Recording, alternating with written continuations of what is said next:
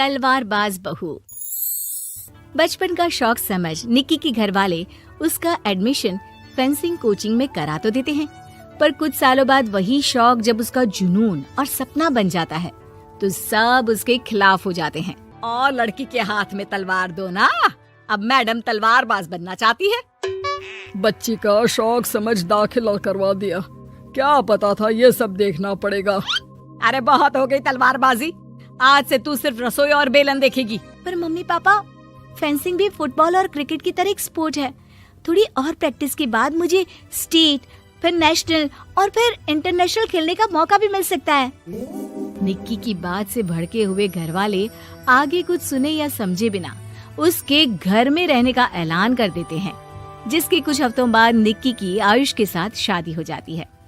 ससुराल पहुंचने के कुछ दिनों बाद बहुत हिम्मत के साथ निक्की फिर वही फरियाद लिए इस बार अपनी सास के पास जाती है।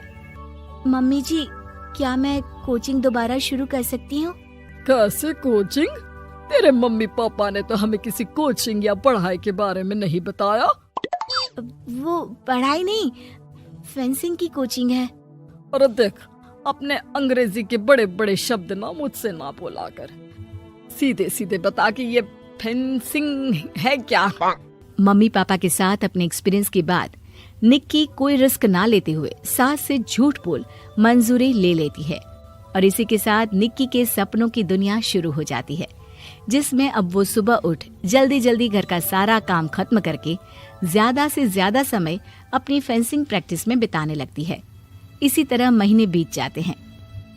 वाओ, आई कांट बिलीव, जो सपना एक बार नामुमकिन लग रहा था, आज मैं उससे सिर्फ 2 हफ्ते दूर हूँ। निक्की, तुम बहुत अच्छा कर रही हो, बस अपने फॉर्म को खराब मत होने देना और नेशनल्स का मेडल तुम्हारे गले में आना पक्का है। इस बात को सुनकर निक्की नेशनल गेम की खुशी में झूमती हुई जैसे ही उस शाम घर पहुंचती है तो आयुष को पैर में प्लास्टर के साथ सोफे पर बैठा देख परेशान हो जाती है। ये क्या, कैसे हुआ? किसी ने मुझे फोन क्यों नहीं किया? ऑफिस से आते हुए रास्ते में किसी ने टक्कर मार दी, इसलिए बहू कल से इसके ठीक होने तक तो कोचिंग से छुट्टी ले ले, डॉक्टर ने पूरा बेड रेस्ट बोला है। पति की हालत और सास की बात से हैरान परेशान निक्की आगे कुछ बोले बिना अपने कमरे में चली जाती है। अब मैं क्या करूंगी? दोनों तरफ मेरी जिम्मेदारी है, अगर एक भी पूरी नहीं की तो लाइफ में दोबारा सुकून की सांस नहीं ले पाऊंगी। सच बता दूं क्या? नहीं, अगर इन्होंने भी घर में कैद कर लिया तो बचा कुचा मौका भी खो दूंगी। भगवान, आपने मुझे कहाँ फंसा दिया। मन ही मन ये सब सोचते हुए निक्की घर के काम और पति की सेवा में लग जाती है। इसी तरह 1 हफ्ता बीत जाता है। बहुत सोचने के बाद भी जब कोई दूसरा रास्ता नहीं दिखता तो निक्की सबको फेंसिंग की सच्चाई बताने का फैसला करती है और सास और पति के पास आती है। मम्मी, आयुष, मुझे आप दोनों से एक बात करनी है। तुम्हें भी मम्मी की तरह गैस हो गई है क्या? तू भी बूढ़ी औरत की मजाक उड़ा ले। एक दिन जब तेरे बच्चे तेरा मजाक उड़ाएंगे ना तो मैं भी उनके साथ बैठकर हंसूंगी। घर का ये हंसता खेलता माहौल देखकर निक्की आगे कुछ बोल ही नहीं पाती। तभी गोलियां चलने की आवाज सुनकर सब डर जाते हैं और कुछ आतंकवादी घर में घुसकर सबको बाहर निकाल देते हैं, जहां उनके एरिया के बाकी सब लोग भी इकट्ठा होते हैं। कोई किसी भी तरह के होशियारी नहीं करेगा, हमें बस कुछ समय के लिए चुप रहने की जगह चाहिए, इसलिए अगर तमीज में रहोगे तो जिंदा बच जाओगे, और अगर मरने का ज्यादा मन हो तो अपना सीआईडी वाला दिमाग चला सकते हो। डर की वजह से कोई इसके आगे कुछ नहीं बोलता। कुछ घंटे इसी तरह आतंकवादियों की कैद में बैठे रहने के बाद निक्की की सास गुस्से में चिल्लाने लगती है। अरे तुम कल मुँहों को आम लोगों को परेशान करने के अलावा और कुछ नहीं आता क्या? मैं कहती हूँ, अरे एक एक को मेरी बद्दुआ लगेगी, कोई जिंदा नहीं बचेगा। ये अब क्या कर रही हो मम्मी? सॉरी, वो परेशान हो गई इसलिए कुछ भी बोल दिया। प्लीज इन्हें छोड़ दीजिए, अब कुछ नहीं बोलेंगी। अरे तू डरपोक की तरह इनसे माफी मांग रहा है, कुछ तो अपने पापा के गुण ले लेता।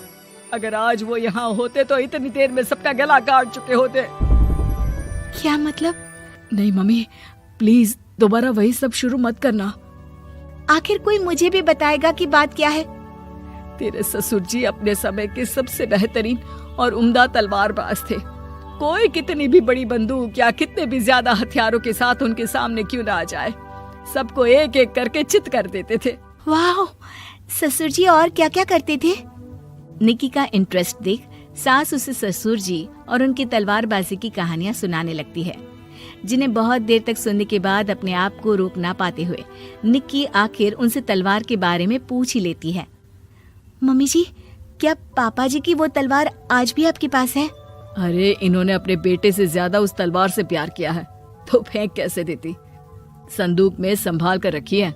आयुष की बात सुन निक्की की आंखें चमक उठती हैं और वो सब कुछ भूल तलवार निकालने की बात कर बैठती है, जिसे सुन बाकी दोनों की आंखें फट जाती हैं। क्या बोला, जरा फिर से बोल। क्या कहानियां सुनकर तुम भी अपने आप को झांसी की रानी समझने लगी? यही समझ लो कि तुमने झांसी की रानी के साथ ही शादी की है। ओ मोहतरमा, जरा सपनों की दुनिया से बाहर निकल आओ और शांति से बैठ जाओ, आई बड़ी झांसी की रानी बनेगी।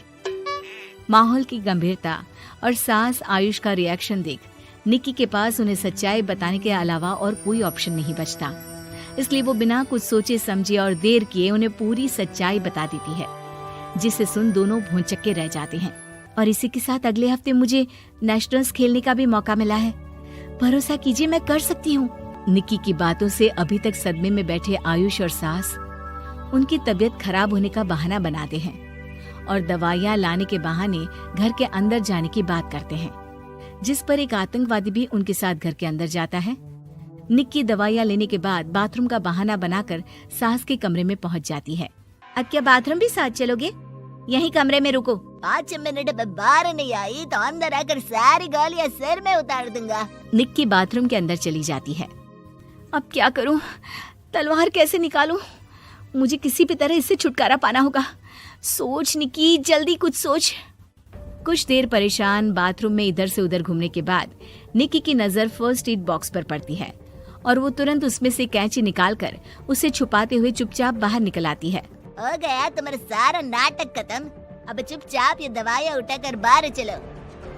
ऐसा बोलकर जैसे ही आतंकवादी मुड़ता है, निक्की तुरंत उसकी गर्दन पर कैंची से वार कर देती है और उसकी बंदूक हाथ में लिए संदूक से तलवार निकालने लगती है, जिसकी कुछ देर बाद वो घर के पीछे वाली खिड़की से बाहर निकलकर छुपकर एक एक करके सब आतंकवादियों पर वार करके उन्हें घायल कर देती है। अब सारे पब्लिक की कैद में आ जाते हैं। ये सब देखकर आयुष और सास के साथ सारे लोग दंग रह जाते हैं। सास का सर गर्व से ऊंचा हो जाता है। मेरी बहू सिर्फ नेशनल्स नहीं, इंटरनेशनल भी खेलेगी। हाँ।